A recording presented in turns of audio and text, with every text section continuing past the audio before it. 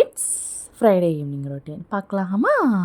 ஃப்ரைடேனாலே மணக்க வீடு ஃபுல்லாக நல்லா சாம்பிராணி போட்டு பூஜை ரூமை மணமான பூக்களால் அலங்காரம் பண்ணி மங்களகரமாக லக்ஷ்மி தேவியோட ஸ்லோகங்கள்லாம் போட்டு பிரகாசமாக வெளிச்சமாக வீட்டுக்கே ஒரு படி அழகு கூட்டுற அந்த விளக்கு நாச்சியாரை தீபத்தால் அலங்காரம் பண்ணி மனமாற அந்த பூஜையை பண்ணி நிறைவு பண்ணுறது தானே.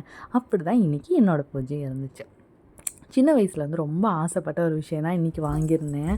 நிறைய பேர் வீட்டில் பார்த்துருப்பேன். இந்த சோவியில் வந்து கர்டைன்ஸ் போட்டிருப்பாங்க ரொம்ப சின்ன வயசில். ஆனால் இது நம்ம வீட்டுக்கு வாங்கணும் வைக்கணும் எதுவுமே தெரியாது. அப்புறம் எனக்குனே ஒரு வீடை அலங்காரம் பண்ணி பார்க்குற ஸ்டேஜ் வந்ததுக்கப்புறம் நான் ரொம்ப ஆசைப்பட்டு வாங்கினது. அதோட லுக் எவ்வளோ அழகாக இருக்குல்ல.